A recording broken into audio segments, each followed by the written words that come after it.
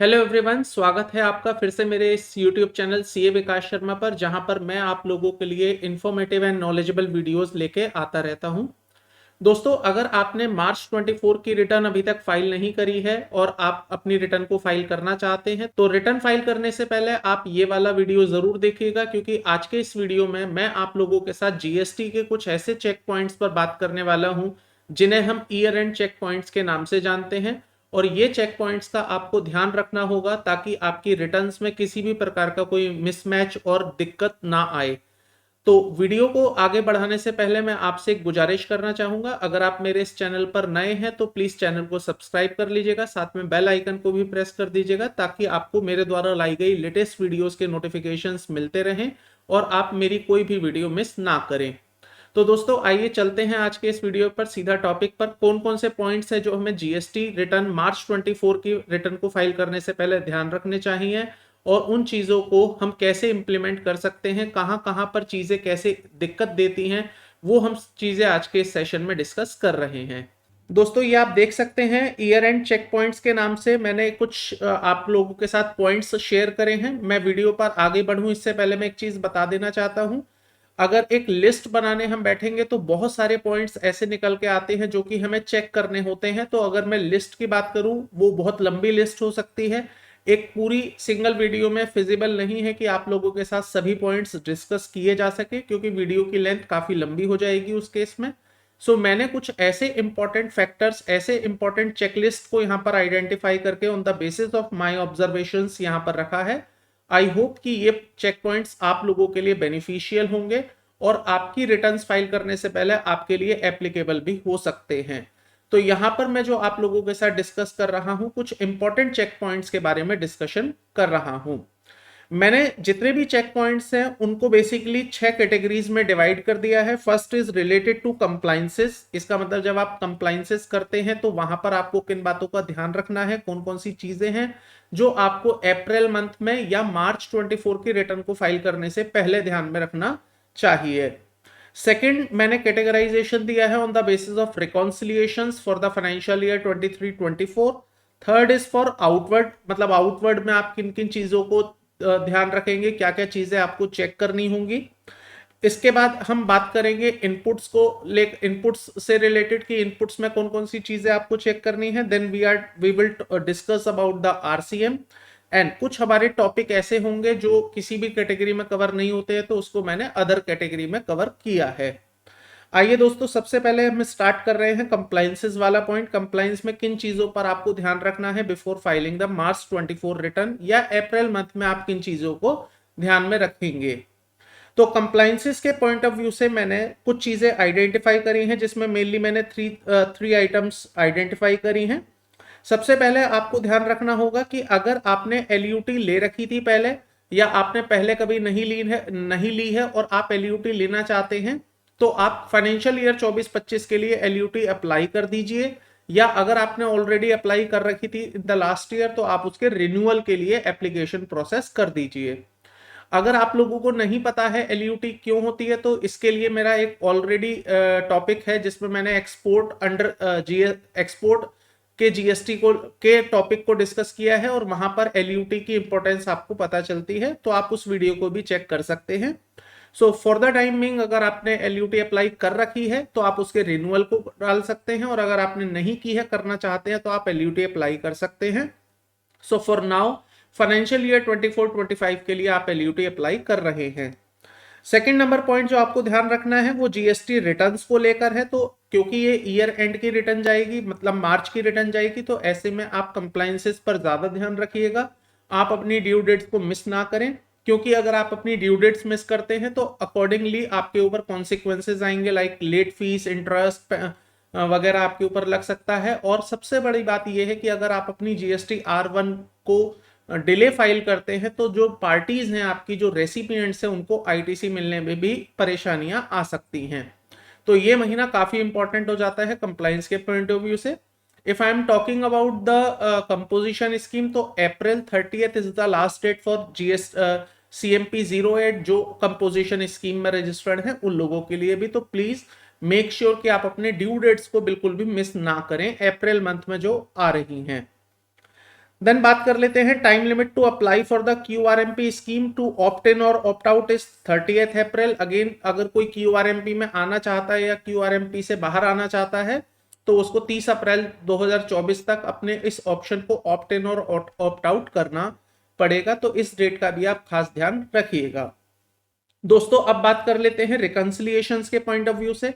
So reconciliation is a very important aspect for filing the GST returns. और reconciliation की मतलब यहाँ पर है कि जो आपने अपनी बुक्स बनाई हैं, जो आपने अपनी रिटर्न्स फाइल करी हैं, उनके बीच में आपस में रिकंसिलिएशंस होना चाहिए। And if there is any variance between these तो उसका एक रीजन आपके पास होना चाहिए, उसके डॉक्यूमेंटेशंस आपके पास होने चाहिए। So I have categorized few points in respect of reconciliation. First is the outward supply as per book must be matched with the GST return. इसका मतलब आपकी बुक्स, आपकी GST R1 और आपकी 3B आपस में मैच होनी चाहिए। आइडल सिनेरियो में there should not be any difference. अगर कोई डिफरेंस आता है तो आप उसके अकॉर्डिंगली अमेंडमेंट्स भी फाइल कर सकते हैं। फॉर एग्जाम्पल अगर आपने R1 में कोई बिल गलत दिखा दिया है, कम वैल्यू से दिखा दिया है, and after doing a proper reconciliation आपको पता चलता है कि ये R1 में गलत गया है, तो आप अकॉर्डिंगली उसे मार्च की रिटर्न में अमेंड कर सकते हैं। दोस्तों अमेंड तो आप मार्च की रिटर्न के बाद भी कर सकते हैं, लेकिन मार्च में अगर आप अमेंड कर देते हैं तो उसका सबसे बड़ा बेनिफिट ये होगा कि जो आप लोगों के रेसिपिएंट्स हैं उन्हें भी proper ITC same financial year में ही पास ऑन हो जाएगा और उनके लिए भी रिकॉन्सिलिएशन में किसी भी प्रकार की कोई परेशानी नहीं आएगी।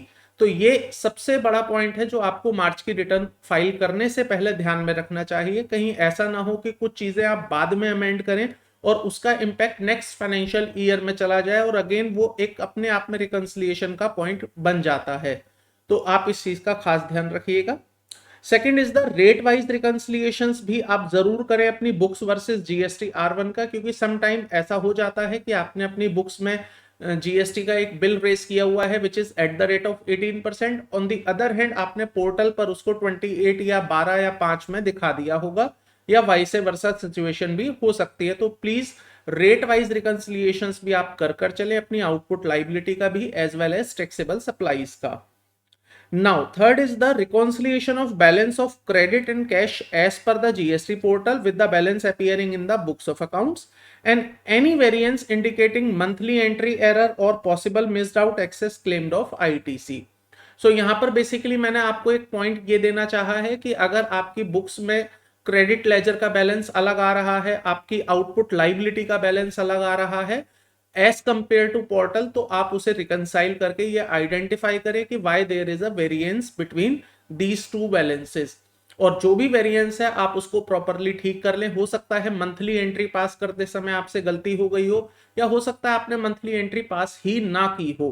तो मेक श्योर कि आप इन चीजों को पहले कर लें so that the balance can be reflected in both the portal as well as books of accounts are match with each other.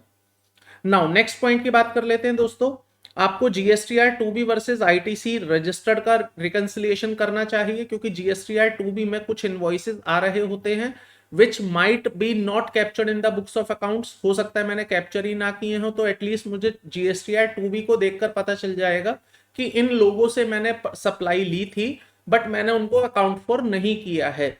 Even मुझे उससे यह भी पता चल जाएगा कि कौन कौन से सप्लायर्स हैं जो मुझे सप्लाई दे रहे थे बट मेरी अकाउंटिंग में कैप्चर नहीं हो पाए, या कौन कौन से सप्लायर ऐसे हैं जिनसे मैंने सप्लाई तो ली है बट स्टिल उन्होंने अभी तक अपनी जीएसटी रिटर्न फाइल ही नहीं करी है। क्योंकि जब उन्होंने जीएसटी रिटर्न नहीं फाइल करी तो ऑब्वियसली वो मेरे 2A 2B में नहीं दिखाई देंगे। तो इससे 2 वे मैचिंग हो जाएगी। मुझे वो इनवॉइसेस भी पता चलेंगे जो मैंने अकाउंट फॉर नहीं करे, और मुझे वो इनवॉइसेस भी पता चलेंगे जो मेरे सप्लायर्स ने अपनी रिटर्न में नहीं दिखाए हैं। सो यहां पर आपको इनवॉइस लेवल की tracking of eligible and ineligible ITC के पॉइंट ऑफ व्यू से भी करनी चाहिए कि मेरे कौन कौन से इनवॉइसेस ऐसे हैं जिस पर मैं आईटीसी क्लेम कर सकता हूं और कौन कौन से ऐसे हैं जिसका आईटीसी क्लेम नहीं हो सकता है। As well as you will have to make a reconciliation of ITC disclosure in the GSTR 3B of the financial year. मतलब आप यहां पर यह भी चेक कर पाएंगे कि जीएसटीआर 2B में कौन से आईटीसी आपके पास आ रहे थे और आपने क्या उनको 3B में क्लेम किया या नहीं।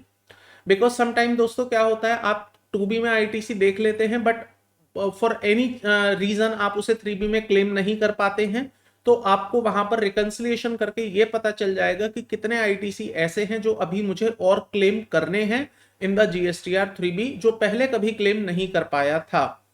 तो ऐसा करने से क्या होगा कि सेम फाइनेंशियल ईयर में ही आपके आईटीसी आ जाएंगे और अगेन आपकी बुक्स ऑफ अकाउंट्स और जीएसटी पोर्टल बिल्कुल मैच होते हुए चलेंगे।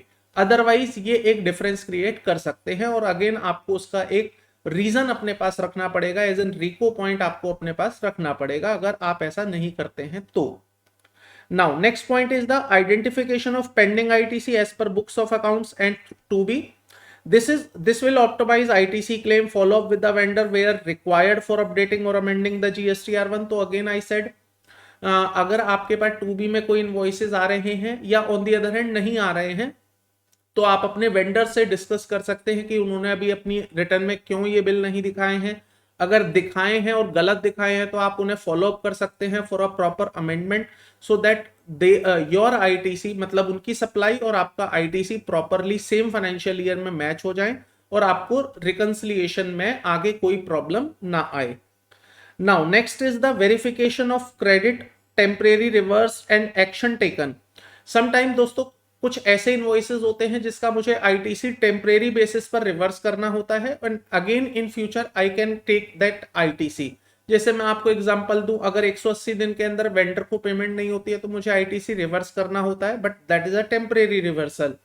अगर गुड्स रिसीव नहीं हुई होती है, इनवॉइस आ गया होता है तो अगेन आईटीसी रिवर्स करना होता है, that is again a temporary reversal.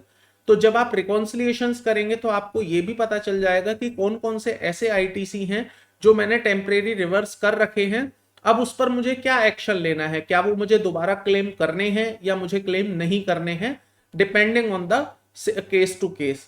तो यहाँ पर क्लेम्ड है, कंसीडर्ड एज परमानेंटली इनएलिजिबल है। कभी कभी कुछ ऐसे आईटीसी होते हैं जो इनिशियली तो आपने ये कहकर रिवर्स किए थे कि इन future I will reclaim it on the basis of temporary reversal, but बाद में वो अपने आप में ही इनएलिजिबल हो जाते हैं। फॉर एग्जांपल आपने कोई परचेज करी, विद इन 180 डेज आपने पेमेंट नहीं करी तो आपने आईटीसी को रिवर्स किया, that is a temporary reversal, but unfortunately आप उसको बाद में पेमेंट कर ही नहीं पाए। अब जब कर ही नहीं पाए तो ऑब्वियसली आपको उसका रिवर्सल परमानेंट वाले उसमें लेना पड़ेगा। तो आपको ये रिकंसिलिएशंस करके ये आइडेंटिफिकेशन करने में आसानी होगी कि मुझे कितने आईटीसी दोबारा क्लेम करने हैं, कितने आईटीसी हैं जो मुझे दोबारा क्लेम नहीं करने हैं। नाउ अब बात कर लेते हैं फर्दर पॉइंट्स की। So verification whether RCM is paid matches to the RCM ITC. जो ड्यूरिंग द ईयर आपने अपनी आरसीएम की लाइबिलिटी पे करी है, क्योंकि आपको उसका आईटीसी भी लेना होता है सेम टाइम पर, तो आप ये चेक करेंगे रिकंसिलिएशन में before filing of March return कि आपने जितने भी ड्यूरिंग द ईयर आरसीएम पे करे हैं क्या आपने उनका प्रॉपरली आईटीसी ले लिया है या नहीं लिया है। बट याद रहे दोस्तों, आप केवल उन्हीं आईटीसी को लीजिएगा जो आप जिसके लिए आप एलिजिबल हैं, क्योंकि सम टाइम कुछ आईटीसी इनएलिजिबल होते हैं, इवन दो कि मैंने उसका आरसीएम पे किया होगा तब भी मैं उसको क्लेम नहीं कर पाऊंगा। तो मेक श्योर कि आप आईटीसी लें आरसीएम का, लेकिन एलिजिबल वालों का ही लें। तो यहां पर other than ineligible ITC even though RCM paid है वो आप क्लेम नहीं करेंगे। Then next is the e-way bill reconciliation. That is again a very important aspect. मैं आपको बता देता हूं क्यों। क्योंकि दोस्तों समटाइम क्या होता है, हम ड्यूरिंग द ईयर ना इनवॉइसेस रेज कर देते हैं लेकिन ई-वे बिल बनाना भूल जाते हैं या ई-वे बिल की एप्लीकेबिलिटी नहीं होती है। अब उस समय तो हमें चीजें याद होती हैं, ताजा ताजा दिमाग में रहता है क्या कारण था, हमने क्यों ई-वे बिल नहीं बनाया, भूल गए थे या जान के नहीं बनाया था। But over the period of time जब डिपार्टमेंट स्क्रूटनी कर रहा होता है, असेसमेंट कर रहा होता है, तब जाकर हमें चीजें याद नहीं रहती हैं। तो आप अगर ईयर एंड पर एक रिकंसिलिएशन बनाकर रखेंगे कि मैंने इन इनवॉइस का ई-वे बिल नहीं बनाया और क्यों नहीं बनाया उसका रीजन आप डॉक्यूमेंट कर लेंगे, तो आपको इन फ्यूचर असेसमेंट के समय पर रिकॉल करने में कोई दिक्कत नहीं आएगी और आप आसानी से उसके जवाब दे पाएंगे। तो ऐसे में आप ई-वे बिल का रिकंसिलिएशन जरूर करिएगा अपनी R1 के साथ, और जहां जहां आपने ई-वे बिल नहीं बनाया होगा तो आप वहां पर उसको डॉक्यूमेंट करके रख लीजिएगा कि क्यों आपने इसका ई-वे बिल नहीं बनाया है। अब रीजन बहुत हो सकते हैं, कुछ भी हो सकता है, वो तो आपको ई-वे बिल की रिक्वायरमेंट्स में देखना पड़ेगा कि why you have not created a e way bill for that invoice. Now the next point जो है हमारे लिए, that is the reconciliation of e invoicing. Issued during the year vis a vis tax invoices generated, आपने जितने tax invoice generate करे हैं उसके against क्या आपने ई इनवॉइसेस जनरेट करे हैं। अगर ई इनवॉइस की एप्लीकेबिलिटी आपके ऊपर आ रही है तो ये हमेशा चेक कर लीजिएगा। कुछ लोग यहां पर एक गलती और करते हैं, वो ऐसा सोचते हैं कि डेबिट नोट और क्रेडिट नोट के लिए ई इनवॉइस बनाना जरूरी नहीं है, बट ऐसा बिल्कुल भी नहीं है दोस्तों। आपको debit note and credit note का भी ई इनवॉइस बनाना रिक्वायर्ड होता है। तो आप ये रिकॉन्सिलिएशन भी करते हुए चलिएगा कि ड्यूरिंग द ईयर आपने अपने इनवॉइसेस के लिए debit note and credit note के लिए क्या प्रॉपरली ई इनवॉइसेस रेज करी हैं या नहीं, अगर आपके ऊपर ई इनवॉइस की एप्लीकेबिलिटी हो रही है तो। नाउ अब बात कर लेते हैं दोस्तों अपने सेकेंड एस्पेक्ट की, दैट इज द आउटवर्ड से रिलेटेड आप क्या क्या चीजें चेक करेंगे। तो आउटवर्ड से रिलेटेड हमेशा ये वेरीफाई करके चलिएगा कि आपने कोई डेबिट नोट या क्रेडिट नोट अगर इशू करे हैं किसी भी पर्पस से, अगर वो आपने इशू करे हैं फॉर एनी वैल्यू, तो वो आपके प्रॉपरली रिकंसाइल हो रहे हैं या नहीं, और आपने उन्हें अपनी रिटर्न में दिखाया है या नहीं। दोस्तों आपको याद होगा डेबिट नोट और क्रेडिट नोट को दिखाने की एक टाइम लिमिट होती है, तो ऐसा ना हो कि आपके जो डेबिट नोट हैं या क्रेडिट नोट हैं वो टाइम लिमिट को क्रॉस कर जाएं और आप उन्हें दिखाने से ही रह जाएं। एंड अगेन वैसे तो टाइम लिमिट इसका आगे तक है, 31 अक्टूबर तक है, लेकिन मैं फिर भी मार्च की रिटर्न में ही इसको इंक्लूड करने के लिए इसलिए कह रहा हूं दोस्तों, ताकि इसका जो प्रॉपर आईटीसी है या आपकी जो लाइबिलिटी कम होनी है वो सेम फाइनेंशियल ईयर में ही आपको दिख जाए। अदरवाइज अगर आप नेक्स्ट फाइनेंशियल ईयर में इसको लेकर जाएंगे तो आप दिखा तो सकते हैं, लेकिन वो इम्पैक्ट आईटीसी का या आपकी लाइबिलिटी कम होने का जो इम्पैक्ट है वो आपको नेक्स्ट फाइनेंशियल ईयर में जाकर दिखेगा। And again that will create an difference between your books of accounts and the return GST returns। तो ऐसे में वो डिफरेंस क्रिएट ना हो, तो इसलिए आप सेम फाइनेंशियल ईयर में आई मीन टू से मार्च की रिटर्न में ही आप उसको कंसीडर कर लीजिएगा। नेक्स्ट पॉइंट पर बात कर लेते हैं, that is the verify compliances of section 18(6) for transfer और sale of plant and machinery. बहुत सारे लोग अक्सर कर ये गलती करते हैं, during the year plant and machinery की सेल करते हैं and they do not charge the GST on that, या चार्ज कर लेते हैं, पे नहीं कर पाते हैं, क्योंकि कई लोगों को आइडिया ही नहीं है कि प्लांट एंड मशीनरी की सेल पर भी या उसके ट्रांसफर पर भी जीएसटी एप्लीकेबल होता है। तो आपको ये ध्यान रखना है कि ड्यूरिंग द ईयर अगर आपने अपनी कोई प्लांट एंड मशीनरी या मोटर व्हीकल की सेल करी है तो उसका भी जीएसटी प्रॉपरली आप पे करें। तो make sure before filing the March return आपकी इस तरह की जो ट्रांसफर्स हुए हैं जिस पर जीएसटी अप्लाई होता है वो आपका प्रॉपरली कैप्चर हो जाए। नाउ नेक्स्ट पॉइंट की बात कर लेते हैं, that is the reviewing the debtors ageing report. This will help tax implication on the customer and their ITC would not be eligible until payment। ये पॉइंट मैं आपको एक्सप्लेन करता हूं कि कैसे आपकी भी हेल्प करेगा और कैसे आपके रेसिपिएंट्स की भी हेल्प करेगा। दोस्तों जिन लोगों को आपने सप्लाई करी है obviously they are your recipient and you are the supplier. अगर वो आप लोगों को 180 डेज के अंदर पेमेंट नहीं करते हैं तो उनका भी आईटीसी रिवर्स हो जाएगा। तो यहां पर आप क्या करेंगे, अपने डेटर्स की एजिंग निकाल लीजिए। डेटर्स की एजिंग में जो 180 दिन क्रॉस करने वाले हैं या कर चुके हैं आप उनको फॉलो अप करिए और उनको समझाइए कि सर आप हमारी पेमेंट कर दीजिए सो दैट आपको आईटीसी मिल जाए। देखिए जब आप उन्हें लालच देंगे आपको आईटीसी मिल जाए तो आपका एक बेनिफिट होगा, बेनिफिट ये कि आपकी पेमेंट आपको मिल जाएंगी। तो यहां पर टू वे बेनिफिट्स हैं, आपकी कैश कलेक्शन आ जाएगी वो आपके लिए बेनिफिट है और आपके रेसिपिएंट्स को आईटीसी मिल जाएगा वो उनके लिए बेनिफिशियल है। तो यहां पर दोनों ही लोग ज्यादा बेहतर सिचुएशन में आ जाएंगे अगर आप इस पॉइंट को अपने चेकलिस्ट में या रिकंसिलिएशन पार्ट में इंक्लूड कर लेते हैं। तो इस पॉइंट को ध्यान रखिएगा before filing the March return.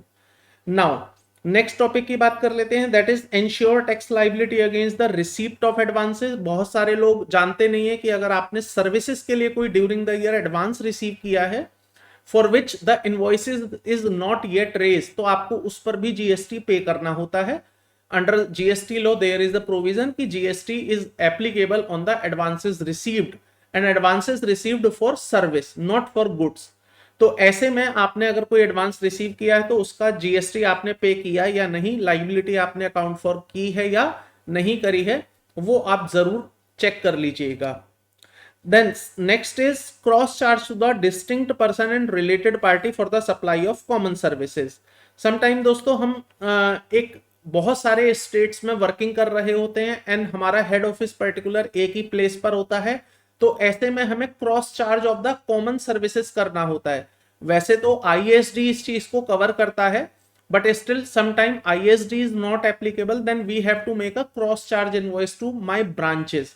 तो मार्च की रिटर्न को फाइल करने से पहले ये मेक श्योर कर लीजिएगा कि आपने प्रॉपरली क्रॉस चार्ज उसको कर रखा है या नहीं। अगर आप ऐसा कर लेते हैं तो प्रॉपरली आईटीसी पास ऑन हो जाएंगे डिफरेंट ब्रांचेस पर, अदरवाइज वो पास ऑन नहीं हो पाएंगे। And that is also again important part as a part of audit और as a part of reconciliation और अकाउंटिंग ऑल्सो। तो इसलिए आप क्रॉस चार्ज का ध्यान रखिएगा। And last is in this section, verify the CGST SGST paid instead of IGST and vice versa. ये check करना मत भूलिएगा कहीं ऐसा तो नहीं कि आपने आईजीएसटी की लाइबिलिटी सीजीएसजी में पे कर दी है या सीजीएसजी की लाइबिलिटी आईजी में पे कर दी है। तो इस चीज का खास ध्यान रखिएगा। अगर आपने ऐसा किया है तो मार्च की रिटर्न में ही उसको प्रॉपरली सही कर लीजिएगा, ताकि आपको बाद में कोई भी दिक्कत परेशानी ना आए। आइएगा दोस्तों, दो पॉइंट्स और हैं इसमें, that is verify income from other sources if any liable और not liable in the GST. Because क्या होता है दोस्तों, हम कभी कभी इग्नोरेंस में ये नहीं जान पाते हैं या हमें प्रॉपर लॉ की नॉलेज नहीं होती है, जिसकी वजह से बाद में दिक्कत आती है। कुछ ऐसी इनकम होती हैं which is not related to my sale, rather that is my other sources income, उस पर भी जीएसटी एप्लीकेबल होता है और हम जाने अनजाने में उस पर जीएसटी चार्ज नहीं करते हैं। तो आपको यहां पर प्रॉपर चेक करना है कि क्या मेरे पास जो अदर इनकम आ रही है उसमें से कोई ऐसी इनकम तो नहीं है जिस पर जीएसटी एप्लीकेबल होता है। अगर होता है तो उसका भी जीएसटी आप प्रॉपरली पे कर दें।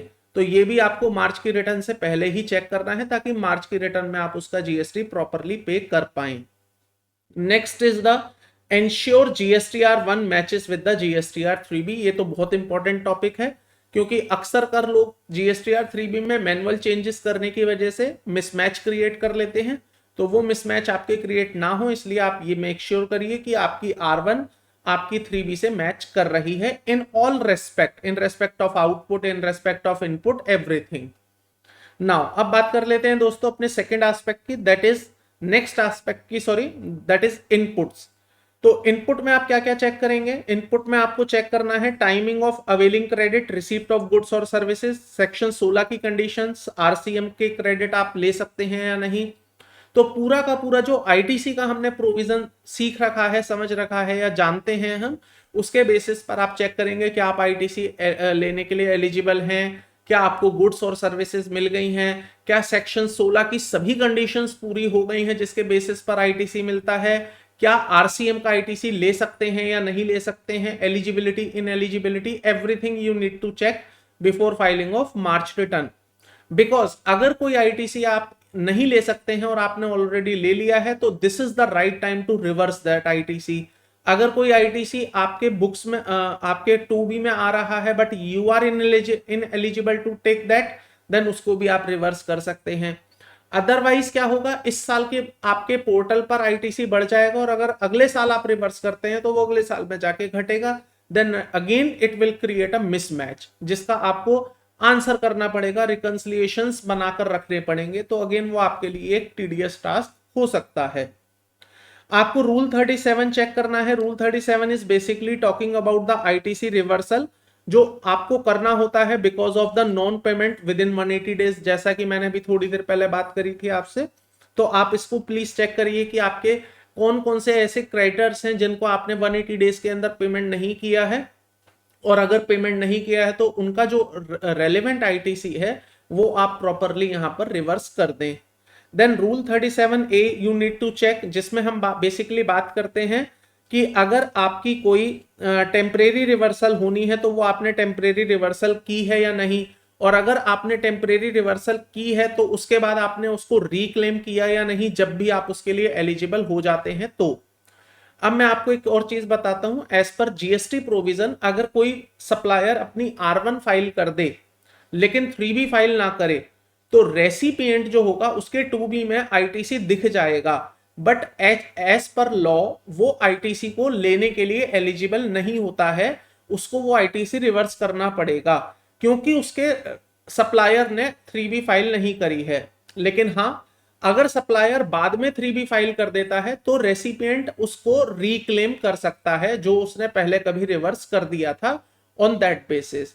तो ये रूल 37A में आपको चेक करना है कि क्या आपने इस रूल को प्रॉपरली फॉलो किया है या नहीं किया है, अदरवाइज ये बाद में आपके लिए एक प्रॉब्लमेटिक सिचुएशन क्रिएट हो सकती है। नाउ अब बात कर लेते हैं दोस्तों नेक्स्ट पॉइंट्स की। तो आपको चेक करना है कौन कौन से ऐसे एक्सपेंसेस हैं जिस पर आप आईटीसी क्लेम कर सकते हैं लेकिन आपने क्लेम नहीं किया है, या कौन कौन से ऐसे एक्सपेंस हैं जिस पे आप क्लेम नहीं कर सकते हैं और आपने क्लेम कर लिया है।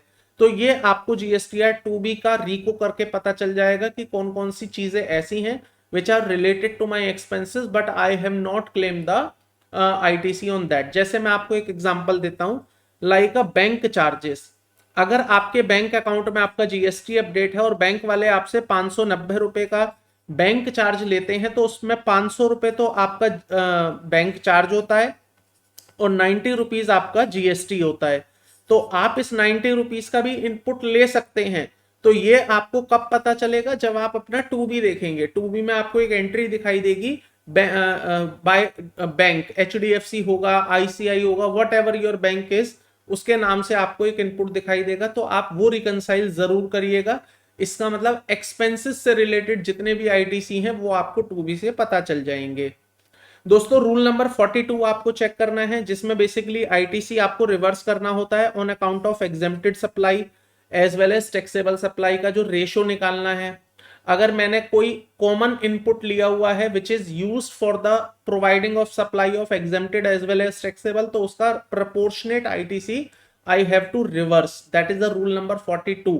तो वो आपको ध्यान रखना है कि मार्च की रिटर्न फाइल करने से पहले ड्यूरिंग द ईयर की जितनी भी एग्जेम्प्टेड सप्लाई है उसके कॉरेस्पॉन्डिंग प्रोपोर्शनेट आईटीसी आप प्रॉपर रिवर्स कर दें। देन आपको ये वेरीफाई करना है क्या आईटीसी रिवर्स कर दिया गया है on the entries pass due to writing off inventories, asset theft, sample destruction, obsolete etcetera. तो आपको ने एक रूल पढ़ा होगा जिसमें ये बताया गया था कि अगर कोई असेट आप परमानेंटली ट्रांसफर कर देते हैं अपने पास से तो उसका आईटीसी भी आपको राइट ऑफ करना पड़ेगा, रिवर्स करना पड़ेगा। तो मेक श्योर कि आपने उसका आईटीसी मार्च की रिटर्न में प्रॉपरली राइट ऑफ कर दिया है या रिवर्स कर दिया है।